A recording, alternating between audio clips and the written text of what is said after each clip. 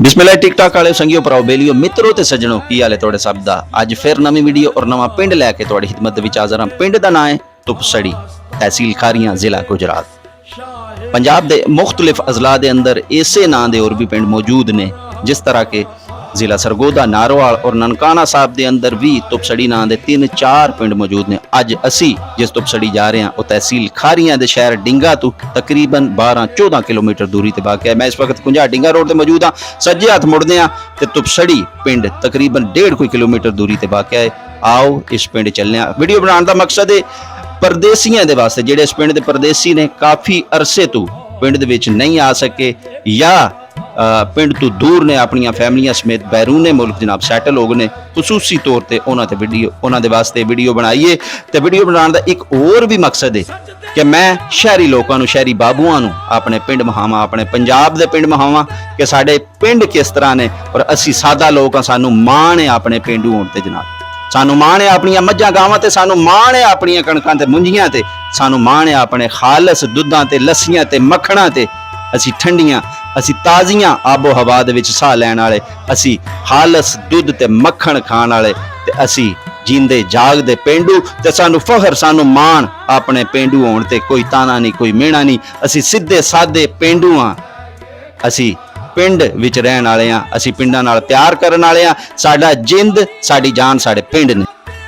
साडे पिंडां दा माहौल जनाब बेहतरीन, बड़ा सादा और मुखलस होंदा है। खुदा न खास्ता किसी दे नाल चंगी माड़ी हो जाए ना तो पूरा पिंड उहदे घर आ जांदा है। असगर अली खैर ते आए ना, की हो गया है, की हाल है तेरा, सुनिया मोटरसाइकिल तो डिग्गिया है, की हाल ही होण ठीक है, किसी शहर की लोड़ होवे ते असीं हाज़र। बच्चियां दा की हाल है जनाब, असीं इंज दे लोग हाँ। असीं एक दूजे नाल प्यार करने वाले हाँ। ये साडा पिंड एक जिस्म दी माना दे, अगर किसी भी हिस्से ते चोट आ जाए ना तो पूरे जिस्म नूं तकलीफ होंदी है। इस तरह इस पिंडां दे विच भी किसी बंदे दे नाल कोई चंगी माड़ी हो जाए तो पूरा पिंड उहदा ख्याल करदा है।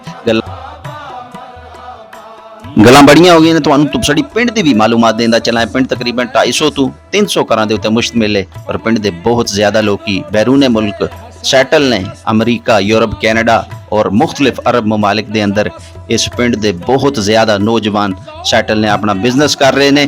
तो ये पिंड दे विच जनाब एक सरकारी स्कूल है, बेहतरीन जनाजा गाह है और बड़ी सोहनी मस्जिद है।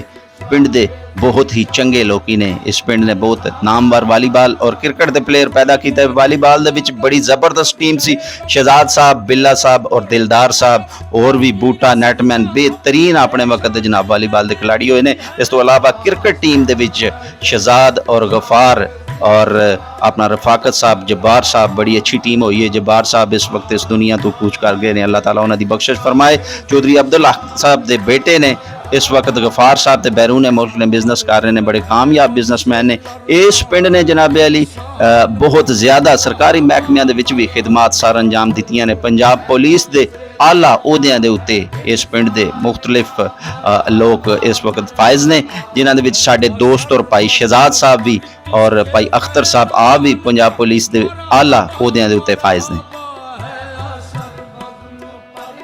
चौधरी खिजर साहब, बाबा मुबशर मारूफ सियासी और समाजी शख्सियात ने, आप दा भी ताल्लुक इस पिंड दे नाल। इस तो अलावा गुलाम अहमद साहब मारूफ सियासतदान और बिजनेसमैन ने, आप भी इस पिंड दे नाल ताल्लुक रखते हैं।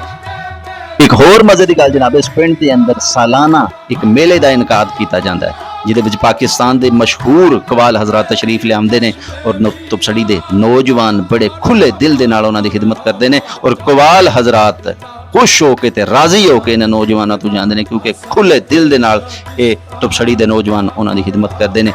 इलाके नूं ये तफरीह मुहैया करते हैं। ये बहुत ही चंगे और जबरदस्त लोग ने इस पिंड दे। अल्लाह ताला इस पिंड दे लोकां नूं आबाद रखे। ते जान लगिया तुहानूं एक गल भी सुना दें। किसी बंदे ने ना कुहाड़ी दे नाल अपनी बेगम मार दी, और पुलिस आ गई, पुलिस ने बंदा फड़ लिया ते नाल गवांढी उहदा आखदा फड़ लो इनू, ये बड़ा बगैरत इंसान है, ये बड़ा भैड़ा इंसान है। उन्हें आख्या बई इनू बड़ा दुख है, इहदी कोई लगदी होवे दी मरन वाली। उन्हें पूछया बई तेरी की लगदी सी मरन वाली? उन्हें आख्या मेरी ते कुछ नहीं सी लगदी, पर बंदा बड़ा खराब है। मैं अज सवेरे इहदे कोल कुहाड़ी मंगण गया ते मैनू आखदा मेरे कोल कुहाड़ी है ही नहीं, ते हुण कित्थों कुहाड़ी निकल आई है जिहदे नाल अपनी बेगम मार दित्ती सू। ते इंज दा भी चांस हो जाता है। ते जनाबे अली हुण मैं रवां दवां उस दरबार की जानब जिहदी मैं गल कीती, जिहदा मैं दस्सिया तुहानूं कि इत्थे मेले का इनकाद किया जाता जनाब, उस सामने ਤੁਹਾਨੂੰ ਦਰਬਾਰ ਦੀ ਇੱਕ ਝਲਕ ਨਜ਼ਰ ਆਈ ਹੈ। ਮੈਂ ਤੁਹਾਨੂੰ ਤਫਸੀਲ ਦੇ ਨਾਲ ਇਹ ਦਰਬਾਰ ਵਹਾਨਾ। ਇਹ ਸਾਹਮਣੇ ਦਰਬਾਰ ਹੈ, ਸਾਲਾਨਾ ਮੇਲੇ ਦਾ ਇਨਕਾਦ ਇੱਥੇ ਕੀਤਾ ਜਾਂਦਾ ਹੈ। ਤੇ ਸਾਹਮਣੇ ਜਨਾਬ ਨਹਿਰ ਵਾਲਾ ਢਲ ਸਮਾ GT ਰੋਡ ਹੈ, ਅਸੀਂ ਉਧਰ ਵੀ ਚੜਾਂਦੇ। ਵੀਡੀਓ ਚੰਗੀ ਲੱਗੀ ਤੇ ਲਾਈਕ ਤੇ ਸ਼ੇਅਰ ਕਰਿਓ। ਸੋਹਣੇ ਰੱਬ ਦੇ